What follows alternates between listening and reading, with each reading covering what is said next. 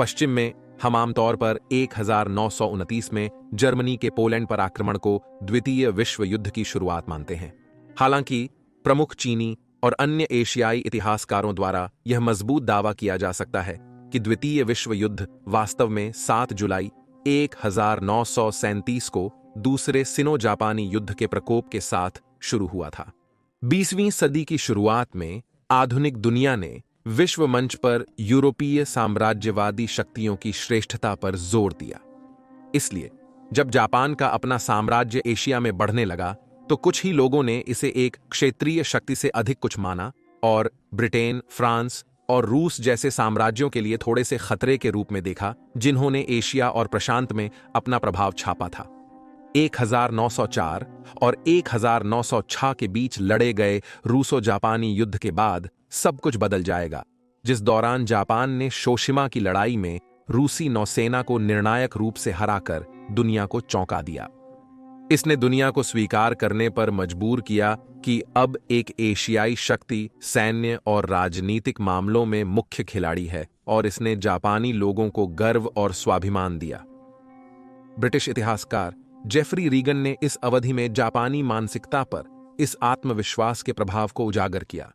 उद्धरण: विश्व की एक बड़ी शक्ति पर जीत ने कुछ जापानी सैनिकों को यह आस्था दिलाई कि अधिक और बेहतर जहाजों के साथ प्रशांत क्षेत्र में ऐसी जीत संभव है। शायद जापानी नौसेना का विरोध करने की कोई शक्ति नहीं थी, न ही ब्रिटेन और संयुक्त राज्य अमेरिका। इसलिए त्सुशिमा में विजय ने जापान को एशिया में पुरानी औपनिवेशिक शक्तियों से युद्ध करने पर आरोपित किया। उसके बाद के दशकों में जापानी संस्कृति पर राष्ट्रवाद और सैन्यवाद हावी रहा, और इससे प्रथम विश्व युद्ध के दौरान सहयोगियों के समर्थन में सफल अभियानों की शुरुआत हुई, जिसमें भूमध्य सागर में कार्यरत एक नौसैनिक बल भी शामिल था। हालांकि टोक्यो में युद्ध के बाद की हथियार सीमाओं को पश्चिम ने अपने एशियाई प्रभाव को बनाए रखने और जापान को उसकी नियति से रोकने के तरीके के रूप में देखा। इससे नाराजगी और पारानोइया पैदा हुआ, जैसे जापान ने कोरिया, चीन में प्रवेश किया। जनवरी 1931 में जापानी सैनिकों ने एक जापानी स्वामित्व वाली रेलवे लाइन पर आतंकवादी हमला करने के बाद दक्षिण पूर्व चीन में मंचूरिया पर आक्रमण किया। जापान के आक्रमण को अंतर्राष्ट्रीय समुदाय ने अवैध माना, जिससे यह अपनी शक्ति बढ़ाते हुए और अधिक विचलित हुआ। 1937 में मंचूरिया पर कब्जा करने वाले चीनी और जापानी के बीच तनाव भड़क उठा और दोनों पक्ष पूर्ण पैमाने पर युद्ध में फट पड़े। जापानी सैनिक सोवियत संघ के खिलाफ लड़े और इन मुठभेड़ों से उन्हें युद्ध का अनुभव मिला, जिसे वे अंततः 7 दिसंबर 1941 को पर्ल हार्बर पर हमले के बाद मित्र देशों पर लागू किया। आज के एपिसोड में वर्ल्ड के डेडलिएस्ट कॉम्बैटेंट्स के युद्ध में हम जापान साम्राज्य के कुछ सबसे कुशल और डरे हुए योद्धाओं पर एक नजर डालते हैं। द्वितीय विश्व युद्ध के सबसे घातक जापानी सैनिक।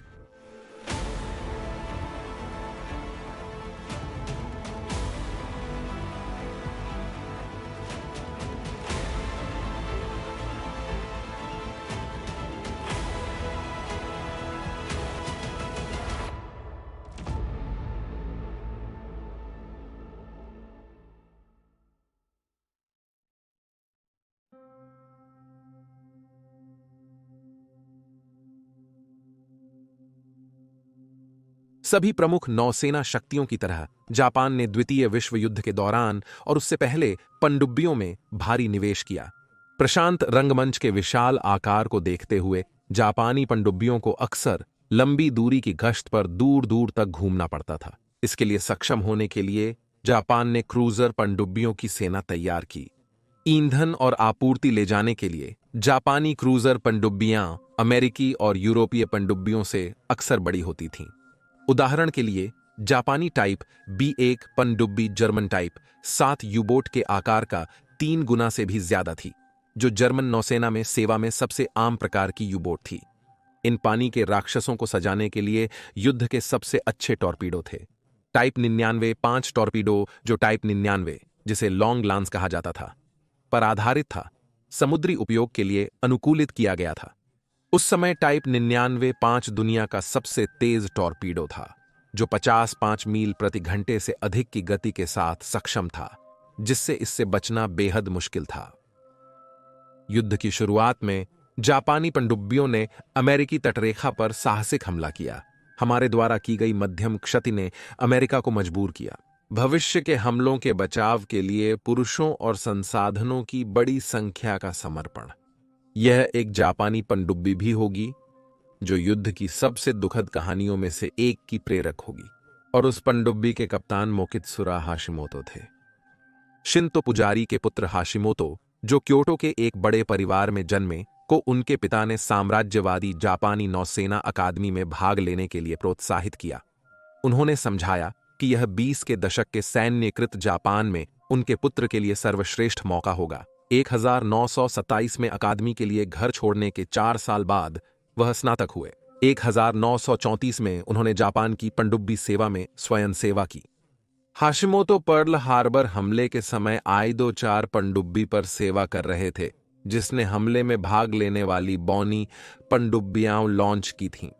पर्ल हार्बर के बाद वह अपनी पनडुब्बी की कमान के प्रशिक्षण के लिए घर लौटे। जापानी जल में छोटी पनडुब्बियों की कमान संभालने और नई रणनीतियों, हथियारों के अनुसंधान व विकास में योगदान के बाद उन्होंने कुछ समय के लिए I-150-8 की कमान संभाली, फिर I-50-8 की, जो पूरा होने के करीब थी। निर्माण के दौरान जहाज को cation manned suicide torpedo launch करने में सक्षम बनाया गया था, जिनमें से एक समय में 4 को ले जाया जा सकता था। हाशिमोतो और I-50-8 ने 1944 के दिसंबर से युद्ध समाप्त होने तक कई कैडेंस लॉन्च किए, लेकिन उनके ऑपरेटर्स को सीमित ही सफलता मिली। युद्ध के इन अंतिम चरणों में सहयोगी वायु शक्ति अभिभूत थी और कभी-कभी I-50-8 लगभग निरंतर वायु हमले के अधीन था। बंदरगाह में रहते हुए पनडुब्बी ने बोइंग B-29 सुपर फोर्ट्रेस के वायु हमले में बम के पानी में गिरने से संकट से बच गई। फिर 19 जुलाई 1945 में I-50-8 पलाऊ द्वीपों के उत्तर में लगभग 250 मील दूर सतह पर आई ताकि बैटरियों को रिचार्ज कर सके। 2300 घंटे के बाद नेविगेशन अधिकारी लेफ्टिनेंट तनाका ने पूर्व से 12 नॉट की गति से चलते एक जहाज को देखा। स्थान और जापानी सतही बेड़ा के नष्ट होने के तथ्य को देखते हुए हाशिमोतो समझ गए थे कि यह एक अमेरिकी युद्धपोत है। कम रोशनी में उसने गलती से लक्ष्य को एक इडाहो श्रेणी के युद्धपोत के रूप में पहचाना, लेकिन वास्तव में यह भारी क्रूजर USS इंडियानापोलिस था, जो पिछले दिन गुआम से रवाना हुआ था। इंडियानापोलिस गुप्त मिशन पर था। हिरोशिमा और नागासाकी परमाणु बमों के मुख्य भागों और सामग्री की डिलीवरी कर रहा था। आश्चर्यजनक तरीके से इंडियानापोलिस पनडुब्बी हमलों से बचने के लिए डिजाइन की गई चाल जिगजैग नहीं कर रहा था, हालांकि अमेरिकियों को मालूम था कि जापानी पनडुब्बियां वहां मौजूद थीं। हाशिमोतो ने मौके का लाभ उठाकर I-50-8 को पानी के नीचे ले गया और 2326 घंटे पर पनडुब्बी ने 6 प्रकार के 99 टॉर्पीडो 2 सेकंड के अंतराल पर दागे। 2335 पर हाशिमोतो ने I-50-8 के पेरिस्कोप से क्रूजर के दाएं पक्ष पर 2 समान हिट्स को देखा। जहाज रुक गया और दाहिने ओर झुकने लगा। हाशिमोतो ने फिर से हमला करने का निर्णय लिया, लेकिन जैसे ही अगले टॉर्पीडो लोड किए जा रहे थे, इंडियानापोलिस पलट गया और डूब गया। अभी भी रिचार्ज की आवश्यकता होने पर हाशिमोतो फिर से सतह पर आया और उच्च गति से उत्तर की ओर चला गया। अमेरिकी बचाव जहाजों और विमानों के जल्द ही पहुंचने की उम्मीद में जहाज पर सवार 1185 लोगों में से लगभग 300 इंडियानापोलिस के साथ नीचे चले गए और आगे 890 और लोग ठंड, निर्जलीकरण और शार्क के हमलों के संयोजन से मर गए, इससे पहले कि बचे लोगों को 4 दिन बाद बचाया गया। इंडियानापोलिस की डूबने से संयुक्त राज्य नौसेना के इतिहास में सबसे बड़ी एकल जीवन हानि हुई और यह जापान की पनडुब्बियों के लिए युद्ध की अंतिम महत्वपूर्ण जीतों में से एक थी। हाशिमोतो और I-50-8 ने युद्ध के अंतिम महीनों में कुछ और कैटन हमले किए, परंतु सफलता सीमित रही। अंततः अमेरिकियों ने पनडुब्बी को 1 साल बाद डुबो दिया था।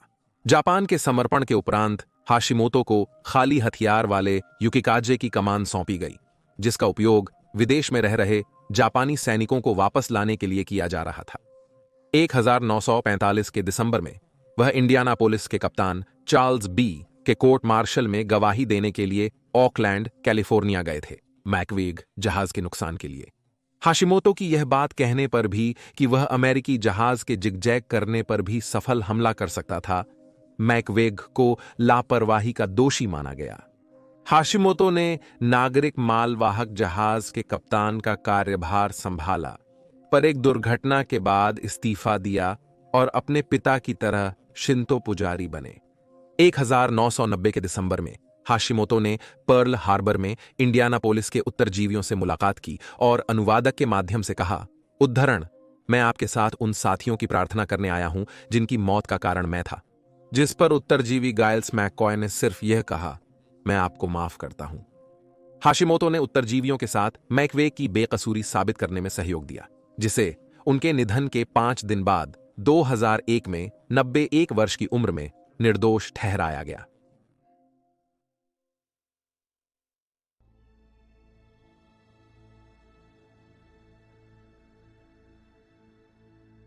पर्ल हार्बर हमले से पहले अमेरिकी और ब्रिटिश कमांडरों ने जापानी पायलटों की क्षमता को उपेक्षित किया था।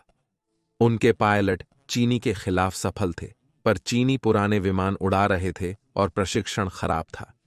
इसलिए जब आश्चर्यजनक हमले के हफ्तों बाद सहयोगी युद्ध विमान आसमान से गिरने लगे, तो वही सहयोगी कमांडर हैरान और चकित रह गए। जापानी सफलता की कुंजी 1941 के अंत में इस्तेमाल किए गए अमेरिकी विमानों से अधिक चपलता और गतिशील मित्सुबिशी A6M0 लड़ाकू विमान था। अमेरिकी इस विमान के रहस्य को जानने के लिए बेताब थे और इसके प्रदर्शन के रहस्यों को सीखने के लिए दुर्घटनाग्रस्त उदाहरणों को प्राप्त करने के लिए विशेष इकाइयां भेजी गईं। परिणामों ने कमजोरी का चौंकाने वाला पता चलाया।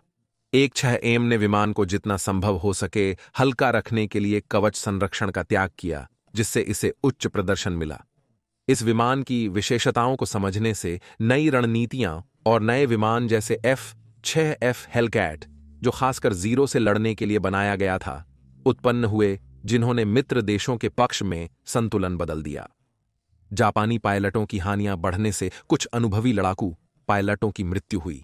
नए पायलटों का जल्दी प्रशिक्षण कराया गया और उनका मित्र देशों के खिलाफ प्रदर्शन खराब रहा।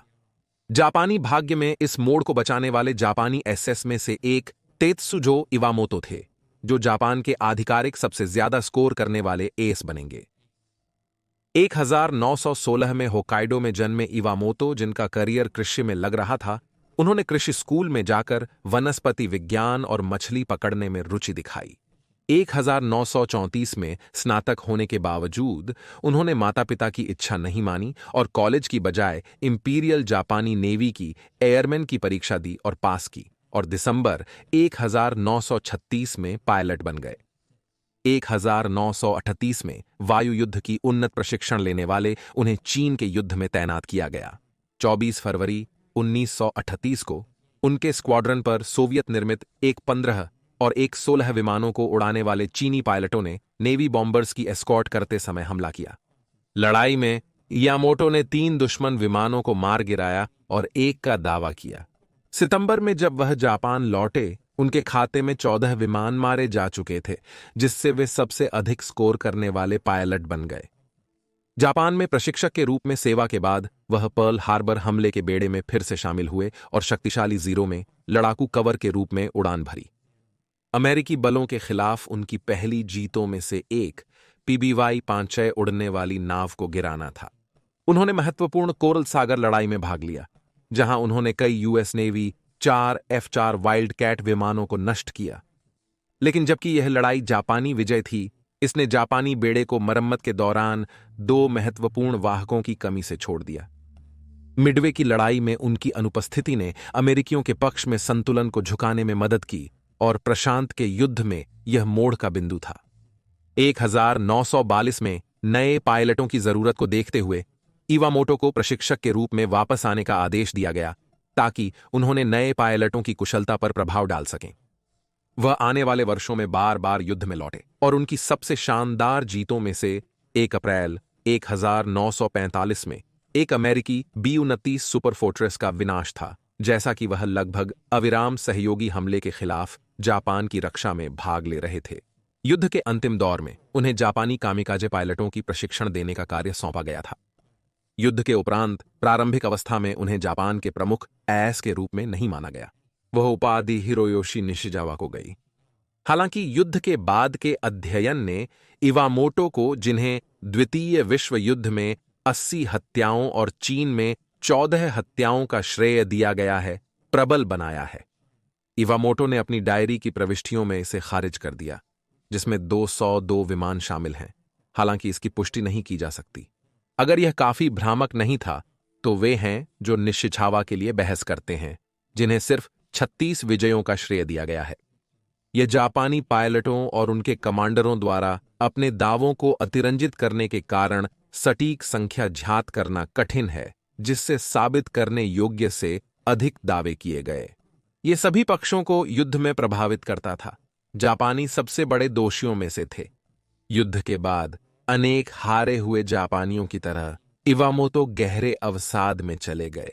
उनको पेट की समस्याएं अक्सर होती थीं, जिससे उन्हें सर्जरी चाहिए होती थी, जिसमें एक गलती से की गई थी, जिसके कारण उनका निधन 20 मई 1955 को हुआ। वे केवल 38 साल के थे। उनकी पत्नी का कहना है कि उनके अंतिम शब्द थे, मैं ठीक होने पर फिर से उड़ना चाहूंगा।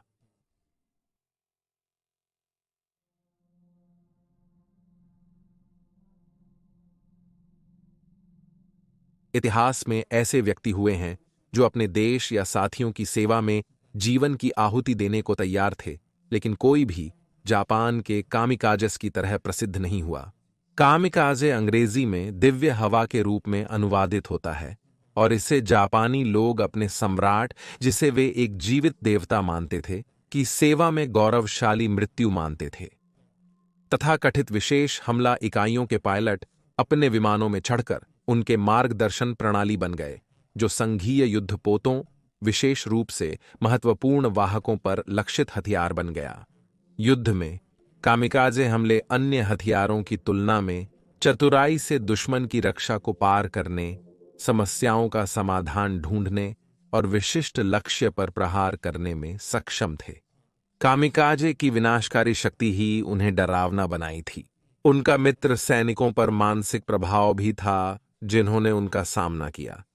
ऐसे लोगों से मुकाबला जो आपको मारने के लिए अपनी जान भी देने को तैयार हैं, यह सबसे कठिन नाविक को भी हिला देता है। कामिकाजे ने यह संदेश भेजा कि अगर मित्र देश युद्ध जीतने जा रहे हैं, तो जापानी उन्हें जापान के हर इंच के लिए चुकाने पर मजबूर करेंगे। कई घातक कामिकाजे हमले हुए, लेकिन शायद सबसे सफल हमला इंपीरियल जापानी नेवी के एक एनसाइन कियोशी ओगावा द्वारा किया गया था। 23 अक्टूबर 1922 को मध्य जापान के गुन्मा प्रांत में जन्मे ओगावा ने कॉलेज में रहते हुए सैन्य में शामिल हो गए, और जैसे ही युद्ध जापान के खिलाफ मुड़ने लगा, पायलट प्रशिक्षण शुरू कर दिया। ओगावा ने अपनी प्रशिक्षण इकाइयों से पास किया और उन्हें इंपीरियल जापानी नेवी के 306वें फाइटर स्क्वाड्रन में एनसाइन नियुक्त किया गया। ओगावा ने इसके तत्पश्चात अपना नाम आगे रखा, एक विशेष हमला इकाई। उससे पहले और बाद में कई पुरुषों की तरह ओगावा से पूछा गया, क्या आप ईमानदारी से चाहते हैं, कामिकाजे हमलों में शामिल होना चाहते हैं या नहीं चाहते? ओगावा को 3 विकल्पों में से एक चुनना जरूरी था, या पृष्ठ को खाली छोड़ें। पश्चिमी दृष्टिकोण से कामिकाजे पायलटों को ऐसा माना जाता है जैसे वे स्वेच्छा से विशेष इकाइयों में गए थे, चींटी की तरह अपने ढेर यहां पर जापान की रक्षा के लिए बलिदान करती हैं। हालांकि ऐसा हमेशा नहीं होता था। वास्तव में कई पायलटों ने स्वेच्छा से ड्यूटी की, लेकिन अधिक स्वयंसेवकों के लिए ओगावा जैसे नव स्नातकों से इस प्रश्न का सामना करवाया गया था, ताकि वे निर्णय लेने पर मजबूर हो सकें। वे स्नातक जिन्होंने इकाइयों में शामिल होने का निर्णय नहीं किया, उन पर अक्सर वरिष्ठों और साथियों द्वारा राय बदलने के लिए दबाव बनाया जाता था। अक्सर उन पर कायरता, वफादारी की कमी का आरोप लगाया जाता और चेतावनी दी जाती कि अगर वे ऐसा नहीं करते तो वे अपने परिवार पर कलंक लाएंगे। हमें कभी नहीं पता चलेगा कि ओगावा पर स्वयंसेवा के लिए दबाव डाला गया था या नहीं, लेकिन उसे अब कामिकाजे कहा जा सकता है। 1945 के मई में मित्र राष्ट्र जापान के मुख्य द्वीपों के नजदीक पहुंच रहे थे और आक्रमण निकट था। ओकिनावा द्वीप के निकट तैनात महत्वपूर्ण अमेरिकी विमानवाहक पोत यूएसएस बंकर हिल ओगावा के हमले का निशाना बनाया गया था। 11 मई की सुबह जापानियों ने अमेरिकी बेड़े पर एक विशाल कामिकाज़े हमला किया और उनमें से एक ओगावा था। अपने नेता लेफ्टिनेंट सेइजो यासुनोरी का पालन करते हुए वे दोनों ने 550 पाउंड के बम के साथ मित्सुबिशी जीरो फाइटर्स में लक्ष्य की ओर बढ़े। वाहक के चारों ओर बहुत भारी रक्षात्मक बलों के होने पर भी दोनों कामिकाजे पायलटों को बहुत देर तक नहीं पहचाना गया। 10,004 घंटे में लेफ्टिनेंट यासुनोरी ने अमेरिकी जहाज में अपने विमान को टकराने से पहले अपना बम गिराया। बम लकड़ी के डेक से गिरकर समुद्र में विस्फोट हुआ और यासुनोरी के विमान ने 34 अमेरिकी विमानों को नष्ट कर दिया। थोड़ी देर में ओगावा ने हमला किया। बम छोड़ते हुए यह डेक टूट गया, लेकिन यासुनोरी के बम की तुलना में जहाज में विस्फोट हुआ जिससे कई नाविक और वायुसैनिक मर गए। बम छोड़ने के बाद ओगावा ने वाहक द्वीप संरचना को मारने की कोशिश की, लेकिन विफल रहे। फिर भी उसके बम ने जहाज को भारी नुकसान पहुंचाया। कुल मिलाकर बंकर हिल के 350 दो चालक दल के सदस्य मारे गए और कई और घायल हो गए। बंकर हिल को युद्ध से निकाला गया और ओगावा का कामिकाजेस पर हमला एक बड़ी सफलता रहा। किसी को केवल कल्पना कर सकती है कि आत्मघाती मिशन के दौरान क्या मन में चलता है। अपने माता पिता को लिखे अंतिम पत्र में हियोशी हमें कुछ अंतर्दृष्टि देते हैं।